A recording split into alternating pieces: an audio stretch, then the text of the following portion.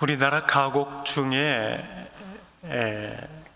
꽤 오래된 가곡인데요, 현재명 선생께서 가사를 쓰시고 곡을 붙이신 고향생각이라고 하는 곡이 있습니다.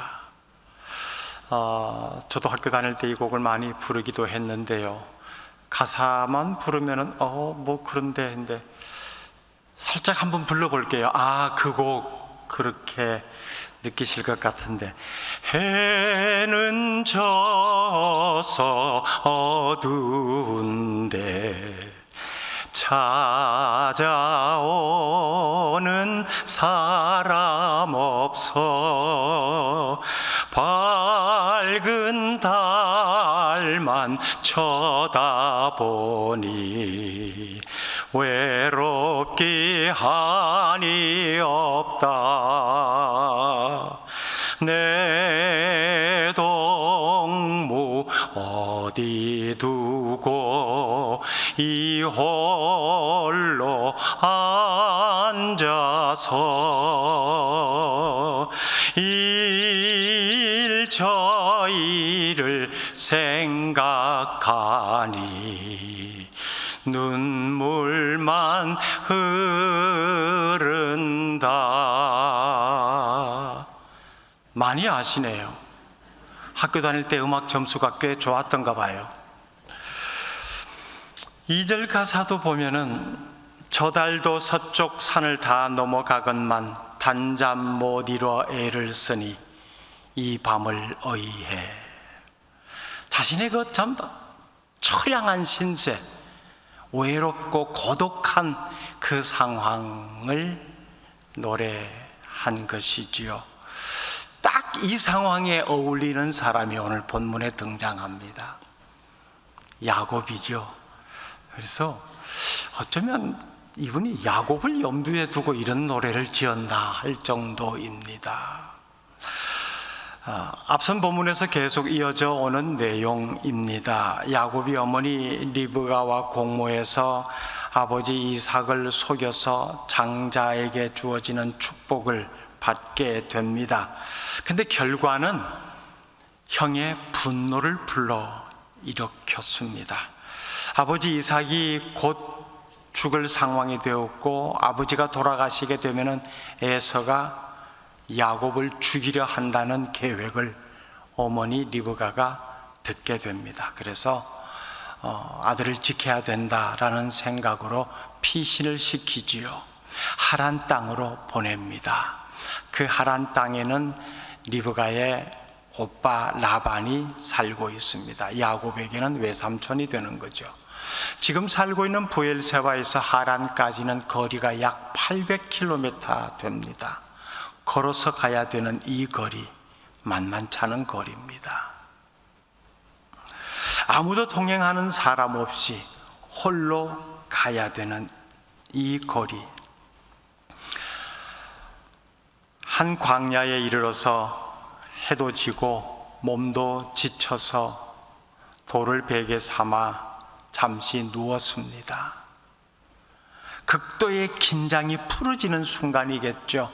아버지를 속일 때의 그 긴장감, 그리고 형이 자기를 죽인다라고 하는 이 이야기를 듣고 도망쳐야 했을 때의 그 긴박감, 그러면서 800km나 떨어진 그곳까지 나 혼자 가야 된다라고 하는 이 외로움, 고독감 등등 정신적으로 육체적으로 피로감이 최고조에 이르렀을 겁니다. 그러니 베개가 푹신한 솜베개든 딱딱한 돌베개든 그건 별로 문제가 안 되었을 거예요. 바로 깊은 잠에 골아떨어졌을 겁니다. 근데 자는 중에 꿈을 꿉니다. 12절 13절에 꿈의 내용이 나오지요. 꿈에 본적 사닥다리가 땅 위에 서 있는데 그 꼭대기가 하늘에 닿았고, 또 본적 하나님의 사자들이 그 위에서 오르락 내리락 하고, 또 본적 여호와께서 그 위에 서서 이르시되 나는 여호와니 너의 조부 아브라함의 하나님이요 이삭의 하나님이라. 네가 누워 있는 땅을 내가 너와 네 자손에게 주리니. 꼭대기가 하늘까지 닿은 사닥다리를 보게 됩니다. 그런데 이 사닥다리는 자기가 너무 힘들고 외로우니까 꿈에서라도 어떻게 하나님의 도움을 좀 받았으면 좋겠다 하고 하나님께 올라갈 수 있는 그 통로로 야곱이 하늘까지 사닥다리 만들어 놓은 것이 아닙니다. 하나님께서 그 지쳐있는 외로움과 고독 속에, 극도의 긴장감 속에 불안해하고 있는 야곱에게 찾아오시려고 하늘에서 땅으로 내려놓은 사닥다리예요. 하나님께서 그 사닥다리 위에 서서 이렇게 말씀하십니다. 나는 너의 할아버지의 하나님이다. 너의 아버지 이삭의 하나님이다. 성경에서 나는 아브라함과 이삭의 하나님이다. 그리고 더 위에 가서는 이제 야곱의 하나님이다까지 나오는데요. 이 말이 의미하는 바가 무엇이라는 걸 우리는 잘 압니다. 하나님이 누구신가에 대한 모든 내용을 담은 압축된 표현입니다. 나는 아브라함과 이삭과 야곱의 하나님이다.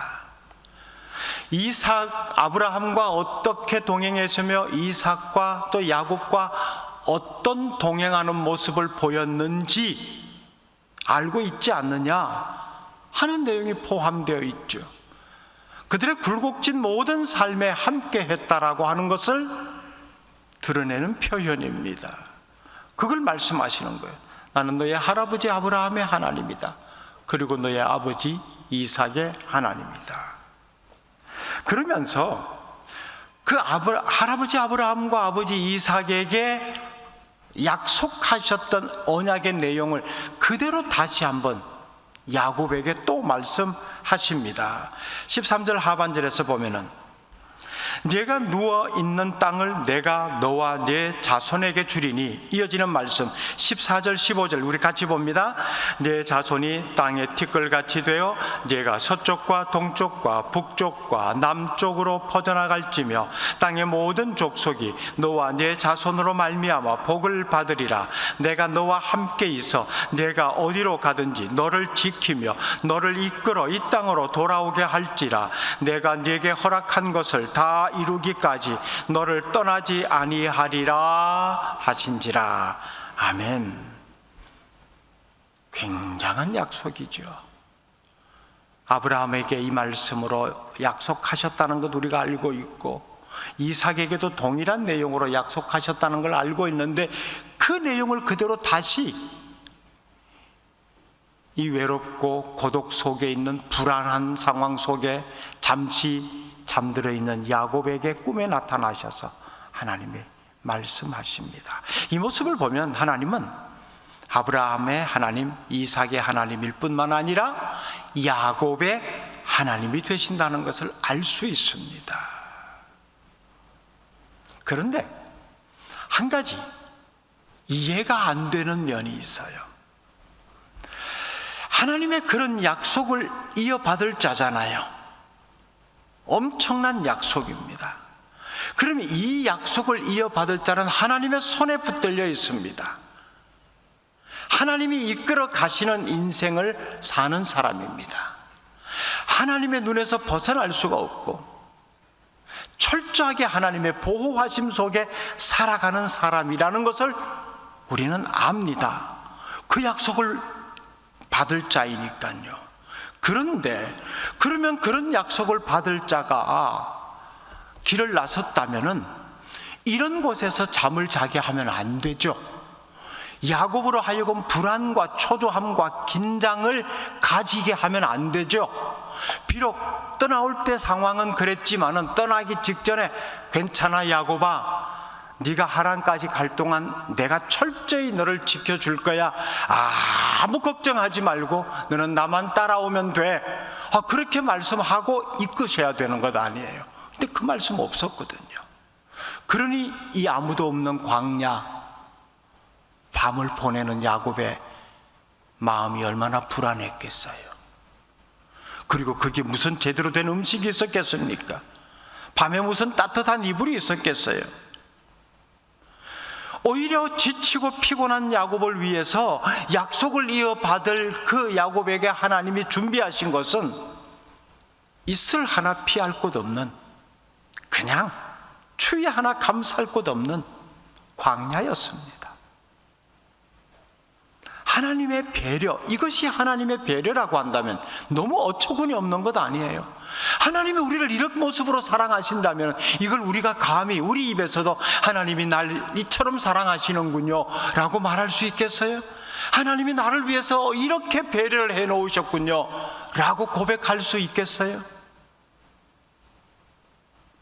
하나님은 왜 야곱에게, 이 엄청난 약속을 이어받을 야곱에게 안락한 환경 대신에 이런 삭막한 광야를 준비하셔서 고달픈 인생길을 가게 하셨을까요?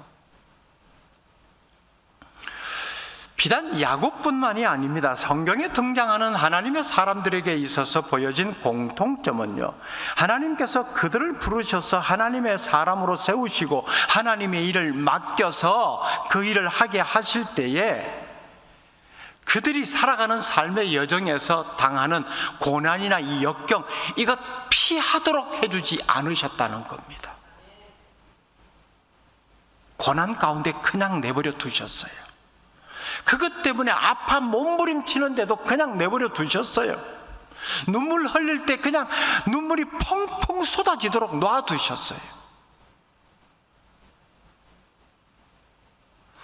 우리가 자주 힘들고 답답할 때 위로받는 성경 구절이 많은데, 많은 사람들이 이사야 43장 1절 2절의 이 말씀을 참 많이 좋아하시더라고요. 내가 너를 구속하였고 내가 너를 지명하여 불렀나니 너는 내 것이라. 그 다음에 나오는 거죠. 네가 물 가운데로 지날 때에 내가 너와 함께 할 것이라. 강을 건널 때에 물이 너를 침몰하지 못할 것이며 네가 불 가운데로 지날 때 타지도 아니할 것이요 불꽃이 너를 사르지도 못할 것이라. 굉장히 힘이 되고 위로가 되는 그런 말씀입니다. 맞습니다. 그런데요, 이 말씀을 내가 위로의 말씀으로 받으면서 가지는 생각이 이 말씀에 제대로 근거한 생각을 갖고 있지 못하다는 것을 발견하게 됩니다. 뭐냐면은, 우리가 하나님께 이런 위로의 말씀을 받으면서 기도할 때 그 기도의 마음에 뭐가 있는가 하면, 내가 하나님께 원하는 것은요, 내가 하나님의 백성입니다. 하나님이 나를 하나님의 자녀로 삼아 주셨지 않습니까? 나도 나름대로 하나님을 위해서 그렇게 살고 있고요. 그러면요, 내가 건너야 하는 물, 내가 지나가야 되는 불, 이거 없어져야 돼요. 내가 물 가운데로 지나가도록 하시면 안 돼요. 그러다가 나 빠질 수 있어요. 내가 불 가운데로 지나가도록 하시면 안 됩니다. 불을 다 끄고 난 다음에 나를 지나가도록 하셔야 돼요. 이런 생각을 가지고 있다는 겁니다. 그런데 하나님께서는 그 넘치는 물과 뜨거운 불 가운데 그냥 지나가게 하시는 거예요. 이 구절에 나오는 거 보세요. 네가 물 가운데로 지날 때에 내가 물을 다 마르게 한 다음에 지나가도록 할 때가 아닙니다. 네가 그 깊은 물 가운데 지나갈 때에 내가 그 물 가운데 함께 하고 있다. 네가 그 뜨거운 불 가운데 지나갈 때 내가 그 속에 있다. 내가 함께함으로 너는 안 타는 거야. 내가 그 깊은 물 지나갈 때 함께함으로 너는 물에 빠지지 않는 거야. 내가, 즉 하나님이 그 물 가운데 불 가운데 함께 있다는 것을 주지시켜 주는 거예요. 근데 우리는 이걸 제대로 잘 이해하지 못해서 물이 말라야 되고 불이 꺼져야 된다 생각합니다. 하나님께서 우리가 이 구절을 통해서 기억하기를 원하시는 것은 이런 상황 가운데 내가 함께 하고 있다, 이겁니다. 사랑이라고 하는 것을 이해할 때, 특별히 이제 내리사랑의 입장에서는 더 그렇습니다.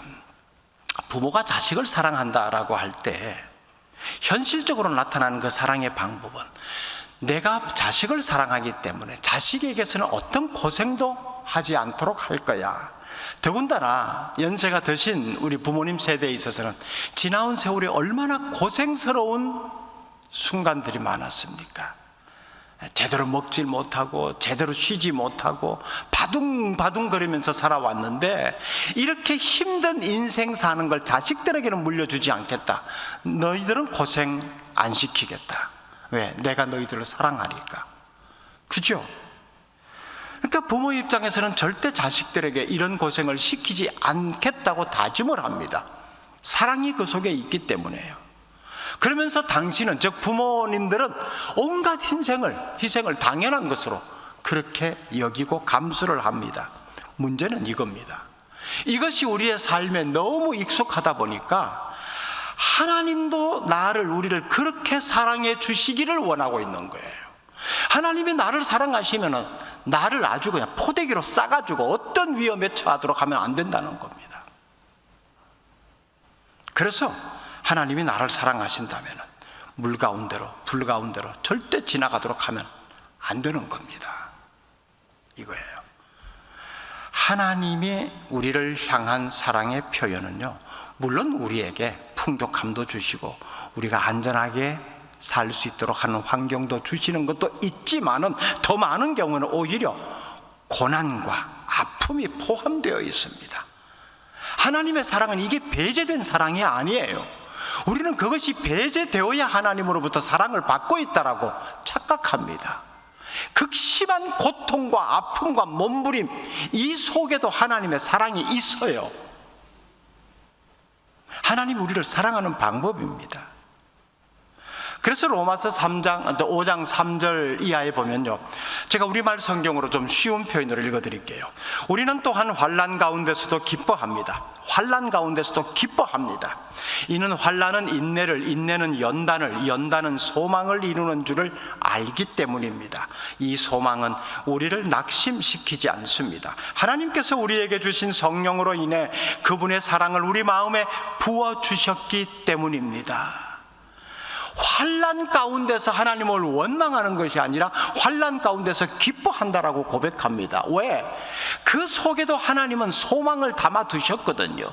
그 환난을 견디고 이겨나가는 과정 속에서 하나님을 더욱 신뢰하게 되는 것이고요, 하나님을 새롭게 깨닫게 되는 겁니다. 다른 시각에서 하나님을 바라볼 수 있게 되는 거예요.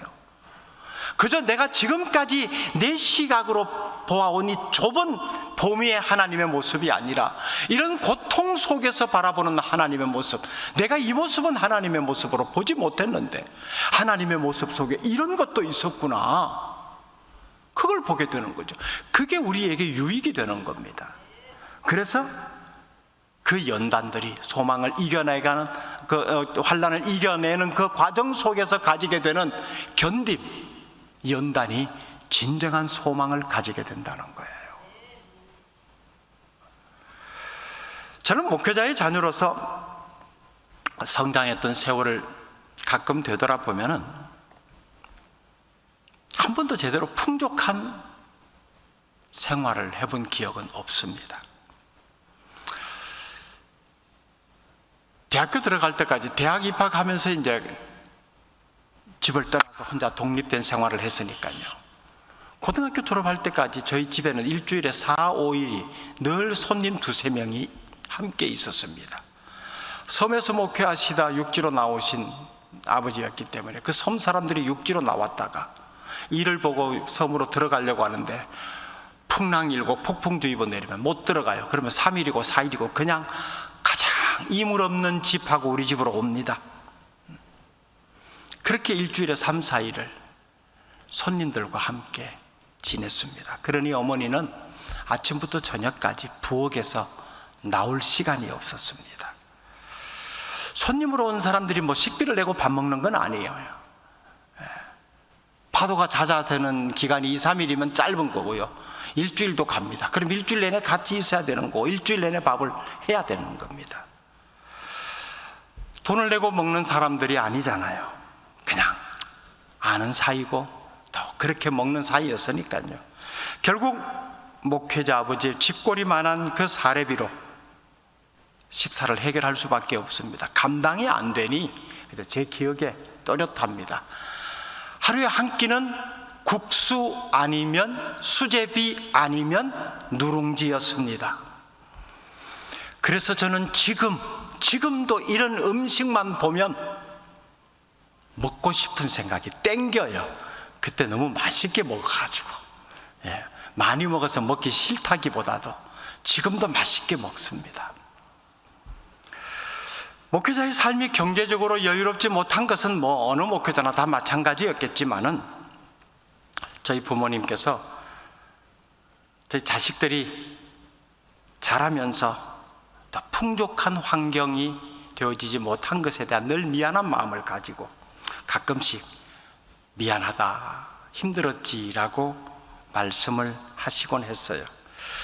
그럴 때마다 이제 장성했으니까 웃으면서 그런 말씀을 제가 드리죠.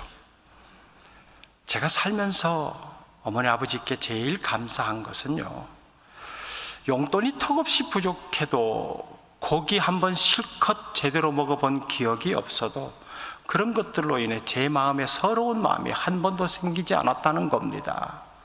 그게 너무 감사해요. 그런 마음을 어머니 아버지께서 제게 심어주셨어요. 그런 말씀을 드립니다. 사실 저희 어머니가 제 귀에 못이 박히도록 하셨던 말씀 중에 하나가, 너는 이 세상에서 제일 부자 아들이야. 제가 이해가 안 됐어요. 이렇게 가난한데. 우리 아버지가 하나님이시잖아. 그분이 세상에서 제일 부자거든. 너는 그분의 아들이야. 물론 현실적으로 미안한 마음에 그렇게 신앙적으로 위로를 한 표현이라는 걸 철이 들고는 알았죠. 대학 생활 때부터 경제적으로 자립했습니다. 근데 물질이 있든 없든 그 상황 속에, 그 범위 속에서 만족하며 사는 법을 배웠습니다.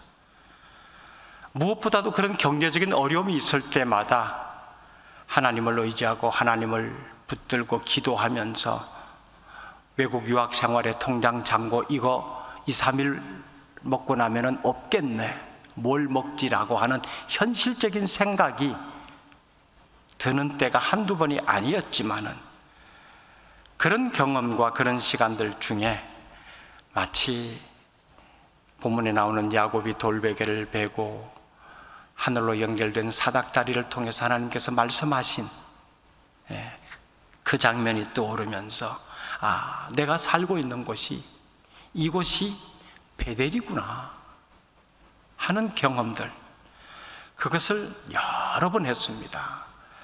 그래서 그게 지금도 늘 감사한 마음으로 이어지고 있고요. 세상은 가난을 부끄럽게 여기지만 저는 한 번도 가난과 부족함이 창피하거나 부끄럽게 여긴 적이 없습니다. 사실 그런 마음을 하나님께서 저희 부모님을 통해서 주셨고요. 물질이 있고 없고는 제게는 그게 전혀 문제가 되질 않았습니다. 풍족하면 풍족한 대로 하나님께 감사하고 나누는 삶을 살고, 부족하면 부족한 대로 줄이면서 살면 되는 거고, 지금 있는 이곳에 하나님이 나와 함께 하신다라고 하는 이 사실만 확인되면 되었으니까요.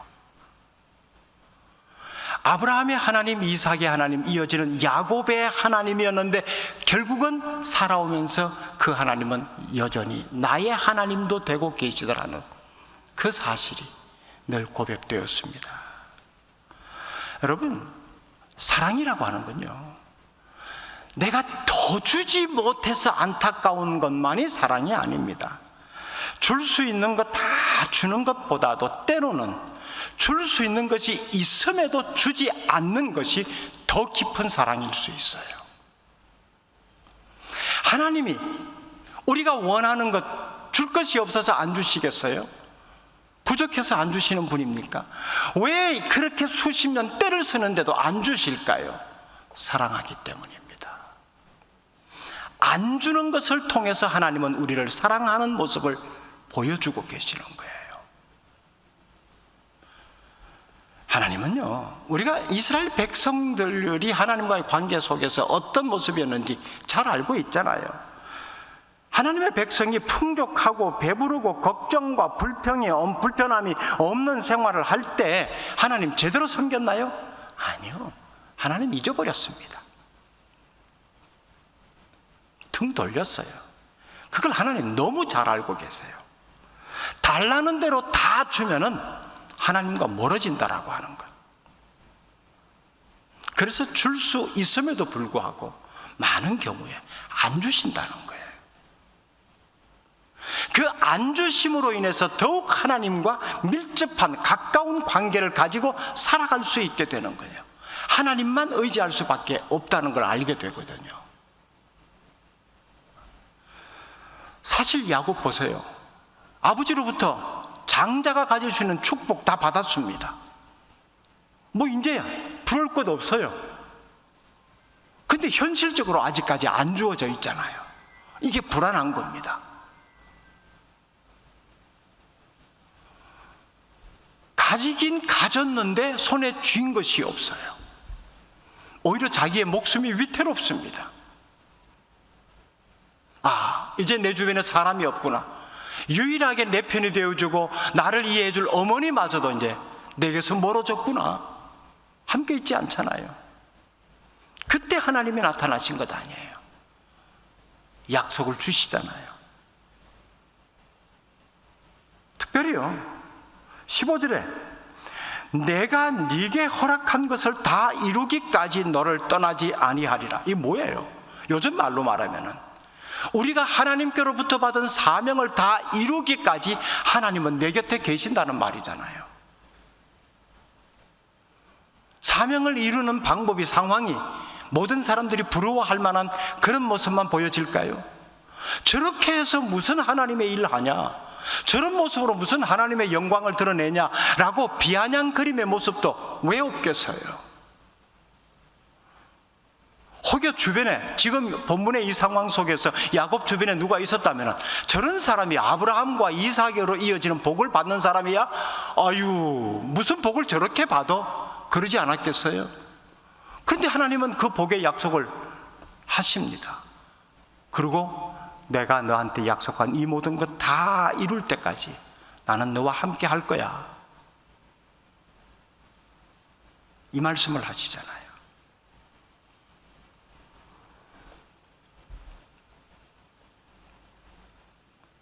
하나님의 이 음성을 듣고 야곱이 잠에서 깹니다. 그리고 이런 고백을 합니다. 16절 말씀 같이 읽어볼게요. 시작.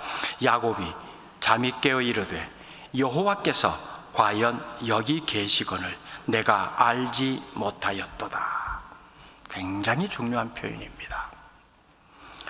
아직 야곱은 가야 될 길이 멉니다. 이제 뭐 출발해서 뭐 하루나 이틀 정도 지났을 법한 시점인데, 잠자리, 먹을거리 뭐 제대로 된 것 하나도 없습니다. 주변에 사람 여전히 없습니다. 꿈에 분명히 사닥다리 받고 하나님이 그 위에서 이런 엄청난 약속을 해주셨는데요, 그냥 지나가는 소위 말하는 개꿈이 아니잖아요. 눈 떴어요. 현실적 상황 바뀐 것 아무것도 없다는 겁니다.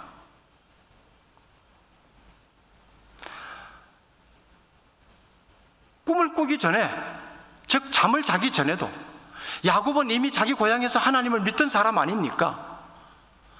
그런 삶이었음에도 불구하고 이런 홀로 광야에서 돌베개하고 누웠다라고 하는 이 상황 속에서 하나님이 내 곁에 계신다, 나 오늘 밤 편안히 잠잘 수 있을 거야, 이런 느낌 가질 수 있겠어요?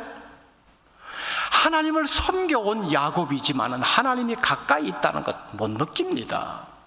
현실적 상황이잖아요. 그런데 보세요. 여호와께서 과연 여기 계시거늘 내가 알지 못하였도다. 여기 계신 하나님을 내가 보지 못하고 깨닫지 못했으면 이 밤 그냥 내 생각나는 대로 불안과 초조함 속에서 그냥 눈 뜨고 지나갈 뻔했네? 그런 의미가 담겨 있지 않습니까? 이 꿈을 꾸고 난 다음에야 비로소 맞아, 아버지가 어머니가 그렇게 우리를 키우면서 하나님이 어떤 분이신가, 하나님이 어떻게 내 삶에 개입하시는가, 그거 귀에 못이 박히도록 말씀해 주셨는데 그게 이거구나.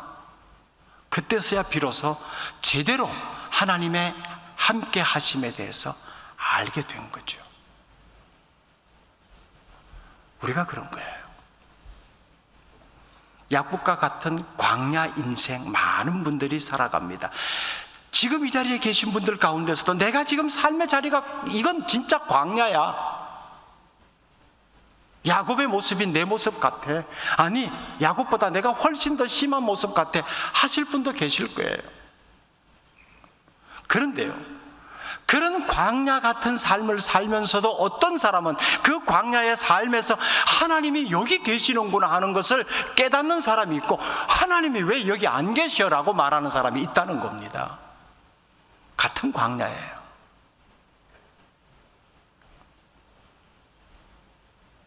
야곱이 잠에서 깨었지만은 자기 눈에 보이는 것에 달라진 건 아무것도 없습니다. 그런데 중요한 것 한 가지가 바뀌었습니다. 하나님에 대한 새로운 시각입니다. 하나님이 여기 계셨네. 왜 이걸 내가 몰랐지? 이런 곳에는 하나님이 안 계실 줄 알았는데 사람이 살지 않는 여기에도 하나님이 계셨군요. 이 고백이잖아요. 여러분, 여러분의 일상에서 하나님이 여기 계셨네요 라고 하는 그 삶의 자리 한번 찾아보세요.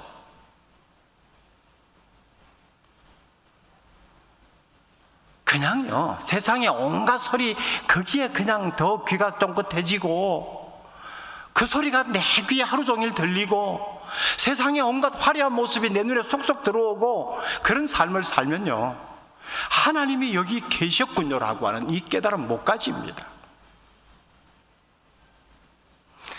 정말 두 눈 똑바로 뜨고 내가 찾아야 할 것이 무엇인가를 늘 신경 쓰면서, 내가 들어야 할 소리가 무엇인가를 늘 집중하면서 살아갈 때, 이런 곳에도 하나님이 계셨어요? 저는 여기 하나님은 안 계신 줄 알았어요. 그곳에 계신 하나님을 발견하게 될 겁니다. 하나님이 여기 계신다, 이건 모두에게 똑같은 방법으로 경험되는 건 아닙니다. 어떤 사람은 누군가 그냥 편하게 앉아서 차 한잔 나누는 대화 속에서 하나님이 이곳에도 계셨네.